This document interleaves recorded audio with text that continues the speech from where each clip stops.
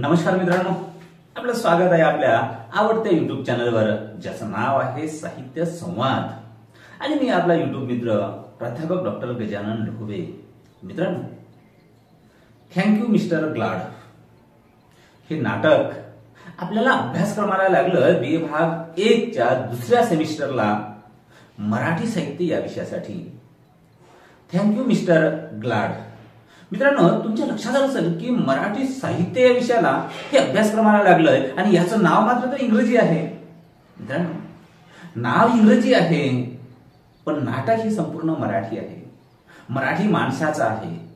मराठी माणसाचा बाणा यामध्ये व्यक्त झालेला आहे. मराठी माणसाची अस्मिता यामध्ये व्यक्त झालेला आहे. मोडे पण वाकणार नाही ही वृत्ती यामध्ये व्यक्त झालेली आहे. मित्रांनो, मराठी माणसाच्या बाण्यासंदर्भात संत तुकाराम असं म्हणतात की भले तरी देऊ कासेची लांगोटी, नाठायच्या माठी हानुकाठी. मराठी माणूस कसा आहे?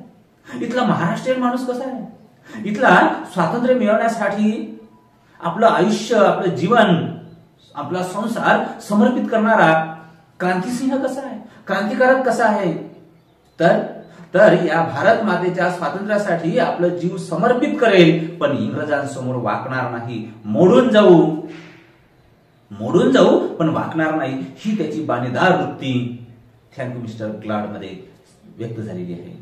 नाटक कोणावर आहे? तर इंग्रजांच्या काळामध्ये जेव्हा भारत गुलाम होता त्या काळामध्ये भारत मातेला स्वतंत्र करण्यासाठी अनेक क्रांतिकारक झटले आणि आपलं आयुष्य उद्ध्वस्त केलं, समर्पित केलं. या भारत मातेच्या स्वातंत्र्यासाठी आपलं आयुष्य त्यांनी गमावून बसले.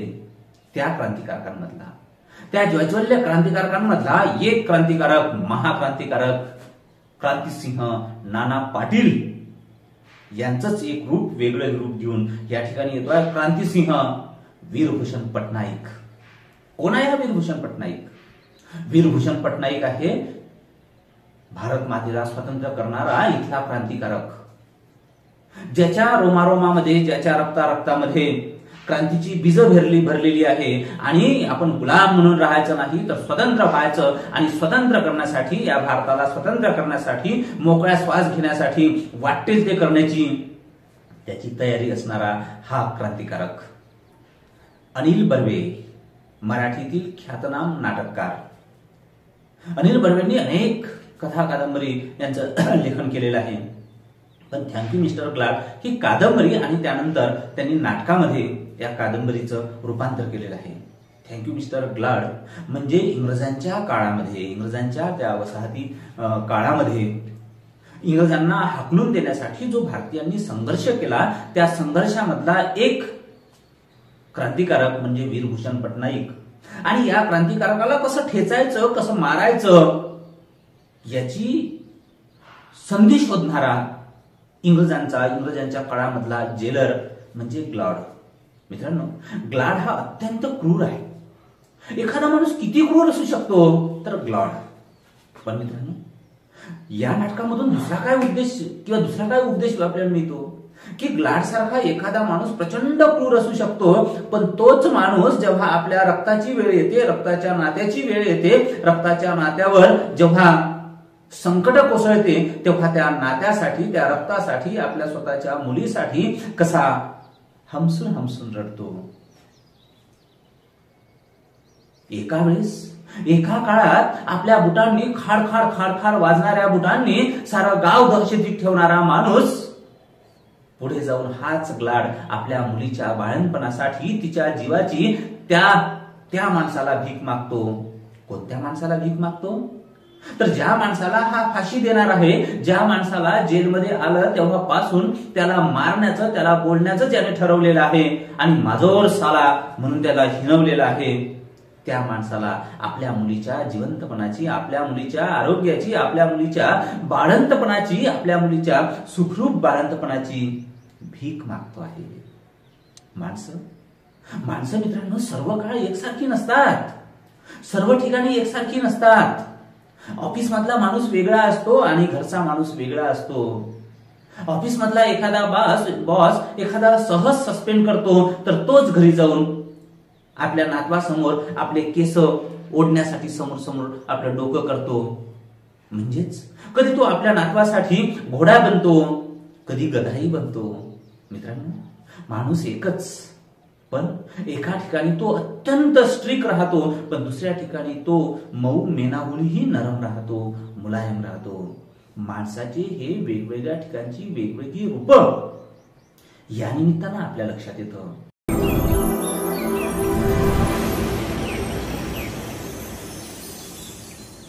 तर वीरभूषण पटनाईक म्हणजे कोण? वीरभूषण पटनाईक म्हणजे 1947च्या आधी एमडी असणारा हा डॉक्टर आणि स्वातंत्र्यासाठी उभा आयुष्य समर्पित करणारा हा क्रांतिसिंह. मोडेन पण वाकणार नाही. या जुलमी, या अन्यायकारी इंग्रजांसमोर, या ग्लॉड समोर मी खचितच नतमस्तक होणार नाही. मरून जाईल, फाशी घेईल, पण मी वाकणार नाही. दयेचा अर्ज देणार नाही आणि आपल्या जीवाची भीक मागणार नाही. या इंग्रजांसमोर नतमस्तक होणार नाही. ही बाणेदार वृत्ती वीरभूषण पटनाईकची. मित्रांनो, अनिल बर्वेंनी थँक्यू मिस्टर ग्लाड हे जे नाटक लिहिलंय ते इंग्रजांच्या काळामध्ये तिथले जेलर कसे होते, किती मारायचे इथल्या कैद्यांना. म्हणजे ते कैदी तरी कशाचे हो? ते कैदी म्हणजे भारत मातेला स्वातंत्र्य करण्यासाठी आपल्या आयुष्याचं रान उठवणारे ते क्रांतिकारक होते. कोणता गुन्हा होता त्यांचा? भारत मातेच्या स्वातंत्र्याचा घोषणा दिली तो गुन्हा होता. खरं म्हणजे भारताचे ते सपूत होते, तरीही त्यांनी भारत मातेला मुक्त करण्याची गर्जना दिली, हाच त्यांचा गुन्हा. आणि म्हणून इंग्रजांनी त्यांना फाशी द्यावी. अशा पद्धतीने गतकाळाचा इतिहास अनिल बर्वेंनी आपल्यासमोर उभा केलेला आहे. सोबतच माणसं कशी झुंजार असतात हेही व्यक्त केलेलं आहे. एकटाच माणूस नाही, तर त्यासोबत त्या रणांगणामध्ये त्याच्या पत्नीची, एकूणच त्याच्या कुटुंबाची कशी वाताहत होते. आणि वाताहत झाली तरीही ही माणसं कधी मोडत नाही, कधी झुकत नाही, कधी लाचार होत नाही. कशी सागासारखी ताठ सरळ मानेने उभे राहतात, मरून जातात, पण जगताना कधी मरत नाही. आणि त्याच वेळेस ग्लॉड सारखी वृत्ती किती भयानक असते, पण ती वृत्ती सुद्धा निसर्ग नियमानुसार कुठेतरी वागते, कुठेतरी थांबते, कुठेतरी नम्र होते. वयानुसार, वेळेनुसार, प्रसंगानुसार त्याही व्यक्तीमधलं जे कठोरपण आहे ते कठोरपण कसं नष्ट होते. आणि त्यामध्येही एक जेलरच्या आतमध्ये एक कसा बाप असतो. माणसाच्या मनाचे वेगवेगळे स्पंदन, माणसाला करावयास लागणाऱ्या वेगवेगळ्या भूमिका, आणि माणूस कितीही कठोर असला तरी कुठेतरी तो नमतो, कुठेतरी तो थांबतो, कुठेतरी त्याच्याही मनामध्ये एक मऊपणा असतो, नम्रपणा असतो. हा विचार अनिल बर्वेंनी या नाटकाच्या माध्यमातून दिलेला आहे. मित्रांनो, हे नाटक म्हणजे नाट्य ही कलाकृती शिकत असताना मानवी मनाचे वेगवेगळे पैलू, वेगवेगळे आयाम सुद्धा आपल्याला शिकायला मिळते. इतिहास काळामध्ये लोक कसे होते, कशी समर्पण वृत्ती होती हे सुद्धा शिकायला मिळते. आणि एक एक शब्द, एक एक वाक्य प्रेक्षकांच्या हृदयावर कसं अधिराज्य गाजवत असतं तेही शिकायला मिळतं. आणि अनिल बर्वेंचं कसं बसं की ते केवळ शब्दांच्या माध्यमातून आपल्या डोळ्यासमोर संपूर्ण चित्राकृती तयार करते, संपूर्ण ग्लाड उभा करते, संपूर्ण वीरभूषण पटनाईक आणि तो भला मोठा पटनाईक किंवा त्याची ते भेद्य अशी त्याची ती मनाची शक्ती हे सगळं उभं करते. हे अनिल बर्वेंचं यश आहे. पाहूया मित्रांनो, सुरुवात करूया आपण एका सुंदर ऐतिहासिक नाटकाला जे तुमच्या आमच्यावर परिणाम करणार आहे. त्या नाटकाला सुरुवात करूया. त्या नाटकाचं नाव आहे थँक्यू मिस्टर ग्लाड. लेखक अनिल बर्वे. राजमहेंद्री जेलचा तो मेन गेट असतो. खरं म्हणजे त्या मेन गेटवर आता पोलिसांची वर्दळ लागलेली आहे. आणि मग त्या ठिकाणी ग्लॉड येतोय. आणि ग्लॉड येत असताना जोझफ, त्याचे आणखी काही 2-3 कर्मचारी तिथे असतो. संध्याकाळची वेळ 6:00 वाजले असेल. आणि 6:00 वाजले असताना त्या एका झाडावर, वृक्षावर कोकिळा सुंदरपणे गाते आहे. आपल्या आवाजात कुहू कुहू अशा पद्धतीचं सुंदरपणे गाते आहे. खरं म्हणजे कोकिळेचं गाणं हे सर्वांनाच मन लुभावणारं असतं, मन प्रसन्न करणारं असतं. आपण गाणं सम्राज्ञी लता मंगेशकरला गाणं कोकिया असं म्हटलं होतं, कारण कोकियाचा आवाज हे सर्वांना सुमधुर असा वाटतो, कर्णमधुर असा वाटतो. आणि त्या शांत अशा सायंकाळी 6च्या त्या वातावरणामध्ये, शांत शांत वातावरणामध्ये एक सुंदर कोकिळा आपल्या सुंदर आवाजामध्ये कुहू कुहू अशा पद्धतीचं गाते आहे. पण उलट्या काळजाचा हा ग्लाड, याला हे गाणं वाटत नाही, तर तिचं ते केकाटणं वाटतं. आणि म्हणून तो जोझेफला म्हणतो, जोझेफ कोण आहे रे केकाटते, कोण केकाटते म्हणते. जोझेफ म्हणतो की साहेब ती कोकिळा आहे, कोकिळा गाते आहे. खरं म्हणजे पावसाळ्यामध्ये कोकिळ्याला कंठ फुटत असते. कंठ फुटते काय, कोकिळा गाते ही, अरे गात नाही की केकाटते. कंठ फुटते का, साल्या माणसाच्या जातीची. काही कारण नसताना माणसासोबत तुलना केली आणि तिचं केकाटणं आहे, गाणं नाही. खरं म्हणजे चांगल्याला वाईट म्हणणं हा जणू काही ग्लाडचा स्वभाव. आणि तो म्हणतो की केकाटते, आण बरं ती बंदूक आण. आणि बंदूक जोझेफ घेऊन येतो आणि त्या बंदुकीच्या गोळीने अलगदपणे त्या कोकिळेला तो हा मारून टाकतो. ग्लाड चांगल्याचं कसं दमन करतं, एवढा निष्ठुर ग्लाड. आणि मग त्याच वेळेस कुठेतरी कुत्र्याच्या भुंकण्याचा आवाज येतो. काय रे, तो का भुंकतो आहे. तो म्हणते की साहेब 2-3 दिवसापासून त्याला अन्न नाही भेटलंय, त्याने त्या कुत्र्याने काहीच खाल्लं नाही, म्हणून त्याला भूक लागली आणि भुकेपोटी तो भुंकतो आहे. असं ना, हा बरं झालं. आणि मग ही कोकिळा जी मेली आहे ना, ते उचल त्या कोकिळेला आणि टाक त्या कुत्र्यासमोर. चांगल्यांचं कसं हा वाताहत करून टाकतो आणि ती कोकिळा त्या कुत्र्यासमोर टाकल्या जाते. त्याच वेळेस दुसऱ्या झाडावर कावळे ओरडतात. म्हणजे की काय रे, हे गलबला कशाचा आहे. ते म्हणते की कावळे ओरडतायत. खरं म्हणजे कावळ्यांचं ओरडणं, कावळ्यांचं येणं हेच आपल्याला अशुभ मानलं जातं. तर कावळे ओरडतात, कावळे आहे ते. हा कावळे आहे का, वा वा वा, किती छान गात आहेत, वा वा वा वा. म्हणजे कावळ्यांच्या ओरडण्याला हा गाणं म्हणतो आणि कोकिळ्याच्या गाण्याला हा ओरडणं, केकाटणं म्हणतो. कसं उलट्या काळजाचा माणूस. आणि मग म्हणतो की हा छान छान छान गात आहेत. काय जोझेफ, तू आज टिफिन आणला का. तो म्हणतो की हो आणलाय. खाल्लाय का, नाही अजून खाल्ला नाही. मग आण टिफिन, आण तुझा टिफिन आण. आणि त्याचा टिफिन आणला जाते. तो टिफिन उघडला जाते आणि त्यामधलं अन्न त्या कावळ्यांना खाऊ दिल्या जाते.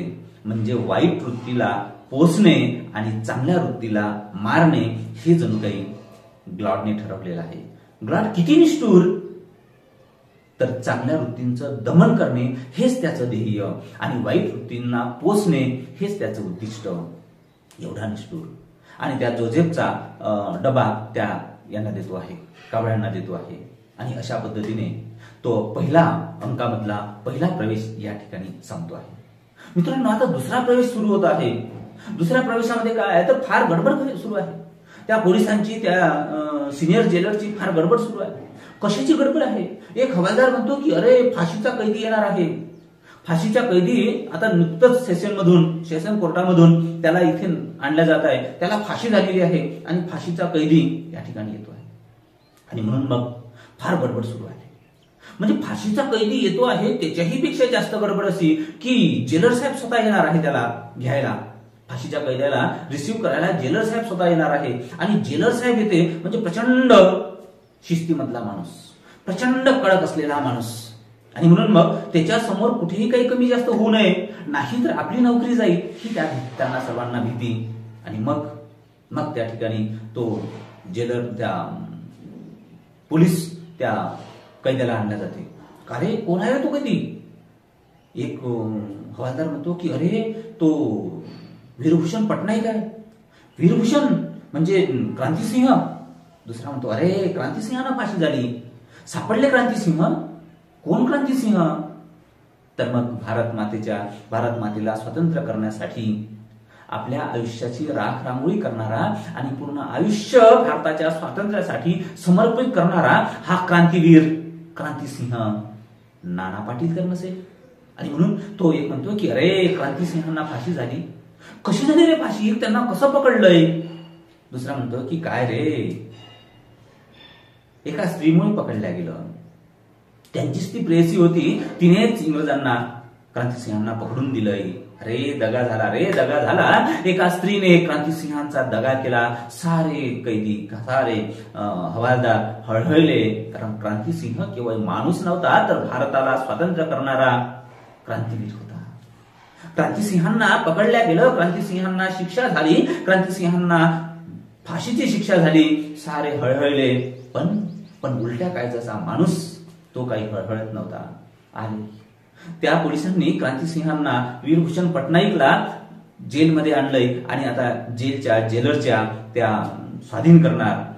आणि मग तो म्हणतो की हा आहे का क्रांतिसिंह, हा आहे वीरभूषण. तो म्हणते की हा माजोर साला. तो म्हणते की हरामखोर कोण आहे मला माहित नाही, पण याला क्रांतिसिंह वीरभूषण पटनाईक असं म्हणतात. वीरभूषणची एंट्री होते आणि एंट्रीमध्येच हा लालबुंद झालेला ग्लाड थर्रावून जातो, टरकावून जातो. म्हणजे मनातून तो भिवूनच जातो, कारण आजपर्यंत एकाही कैद्याने जेलरला तोंडवर करून बोललं नव्हतं. कधी त्याच्या डोळ्यांमध्ये डोळे टाकून बोललं नव्हतं, कधी त्याच्या मानेला समांतर मान ठेवून कधी बोललं नव्हतं. तर सारेच कैदी मरणाच्या भीतीने खाली मान घालून बोलायचे. एकटाच निपजला तो वीरभूषण पटनाईक, जो जेलरच्या ग्लाडच्या डोळ्याला डोळा भिडून बोलत होता. मग हात थरारला. तेवढ्यामध्ये तिकडे कोणतरी तो हे मोजते आहे, दंडुके मोजते आहे. म्हणजेच तिथे जे दंडुके पडलेले आहे ते मोजते आहे, दांडे मोजते आहे. तो म्हणतो की 1 2 3 4 20 25 28 दांडे भरले. महिना तर 30 दिवसाचा आहे. तो म्हणते की का हे 2 दिवस ग्लाड साहेब सुट्टीवर होते का? तो म्हणते की हो सुट्टीवर होते, पण म्हणूनच तर 28 दांडे भरलेले आहेत. पण साहेब 2 दिवस म्हणजे 30 दिवसातून 2 दिवस सुट्टीवर असणे आणि 28 दांडे असणे याचा संबंध काय? सिनियर हवालदार म्हणतो अभिलेखा तुला काही माहित नाही, तू नवीन लागला, तुला काही समजायचं नाही. 30 दिवसापैकी 28 जर दांडे इथे भरले तर 2 दिवस हे सुट्टीवर होते. म्हणजे काय? म्हणजे याचा अर्थ असा की ग्लाड साहेब जेवायच्या आधी कैद्यांच्या अंगावर दांडा मोडल्याशिवाय टिफिनला हात लावत नाही. प्रत्येक दिवशी 1 दांडा मोडतोच. म्हणून जेलर साहेब किती दिवस हजेरीवर होते हे हजेरीवर मोजण्यापेक्षा दांडे मोजायचे आणि त्यांची प्रेझेंटी. एवढा माणूस निष्ठुर की तो दररोज हर रोज कैद्याच्या पाठीवर दांडा मोडल्याशिवाय टिफिनला हात लावत नाही. एवढा निष्ठुर. आणि मग तो जेव्हा वीरभूषण येतो, वीरभूषणही समान पद्धतीने बोलतो, समांतर पद्धतीने बोलतो की हरामखोर कोण हे मला माहित नाही, पण याला वीरभूषण पटनाईक असं म्हणतात. माजोर साला माजलाय. फाशीची शिक्षा झाली पण अजून मस्ती जिरली नाही. वीरभूषण म्हणतो की या तुमच्या या नाजूक दोरांनी फाशी लटकवली, त्या नाजूक दोरांनी आमची मस्ती जिरणारी नाही. आमची मस्ती ही स्वातंत्र्यासाठी आहे. स्वातंत्र्याच्या मस्तीसाठी आम्ही आमचं घर, आमचा संसार उद्ध्वस्त केला आहे. स्वतःच्या डोळ्यांनी आमचं स्वप्न आम्ही बेचिराग केलेलं आहे. आमच्या समोरची मखमाली वस्त्र, मखमाली वाट आम्ही उधळून टाकलेली आहे. फक्त एकाच ध्येयासाठी, स्वातंत्र्य मिळवण्यासाठी, भारत मातेला स्वातंत्र्य करण्यासाठी. म्हणून आमची मस्ती ही या तुमच्या दोराने नष्ट होणार नाही, तर आमची मस्ती ही मरून उरणारी आहे. आणि मग राग येतो, ग्लॉडला प्रचंड राग येतो आणि हातामधला रूळ तो त्याला मारतो. जसा मारणार तसाच त्याचा हात वरच्यावर पकडतो.